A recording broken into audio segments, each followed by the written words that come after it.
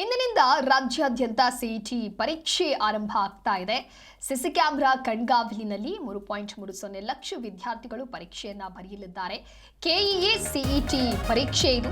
ವಿದ್ಯಾರ್ಥಿಗಳು ಈಗಾಗಲೇ ಸಕಲ ತಯಾರಿಯನ್ನ ಮಾಡಿಕೊಂಡಿದ್ದಾರೆ. ಲೈವ್ ಆಗಿ ನಡೆಯಲಿದೆ ಪರೀಕ್ಷಾ ಮೇಲ್ವಿಚಾರಣೆ. 2 ಗಂಟೆಯ ಮುಂಚಿತವಾಗಿ ಕೇಂದ್ರಕ್ಕೆ ಬರೋದಕ್ಕೆ ಈಗ ಸೂಚನೆಯನ್ನ ನೀಡಲಾಗಿದೆ. 2 ದಿನಗಳ ಕಾಲ ನಡೆಯಲಿರುವಂತಹ ಸಿಇಟಿ ಪರೀಕ್ಷೆ ಇದು. ರಾಜ್ಯದಾದ್ಯಂತ 2 ದಿನಗಳ ಕಾಲ ವೃತ್ತಿಪರ ಕೋರ್ಸ್ಗಳ ಪ್ರವೇಶಕ್ಕಾಗಿ ಸಿಇಟಿ ಪರೀಕ್ಷೆ ನಡೀತಾ ಇದೆ. ಈ ಬಾರಿ ಪರೀಕ್ಷಾ ಅಕ್ರಮಗಳಿಗೆ ಕಡಿವಾಣವನ್ನು ಹಾಕೋದಕ್ಕೆ ಕರ್ನಾಟಕ ಪರೀಕ್ಷಾ ಪ್ರಾಧಿಕಾರ ಹದ್ದಿನ ಕಣ್ಣಿಟ್ಟಿದ್ದು, ರಾಜ್ಯದ 745 ಕೇಂದ್ರಗಳಲ್ಲಿ ಬರೋಬ್ಬರಿ 15,265 ಸಿಸಿ ಕ್ಯಾಮೆರಾಗಳನ್ನು ಅಳವಡಿಸಲಾಗಿದೆ.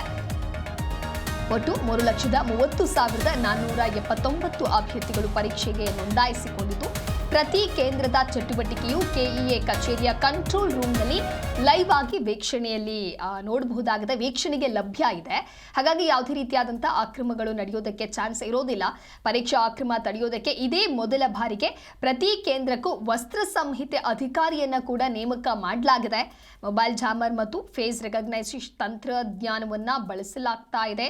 ಏಪ್ರಿಲ್ 23ರಂದು ಭೌತ ವಿಜ್ಞಾನ ಮತ್ತು ರಸಾಯನ ವಿಜ್ಞಾನ, ಹಾಗೆ ಏಪ್ರಿಲ್ 24 ಅಂದರೆ ನಾಳೆ ಗಣಿತ ಮತ್ತು ಜೀವ ವಿಜ್ಞಾನ ಪರೀಕ್ಷೆಗಳು ನಡೆಯಲಿದೆ.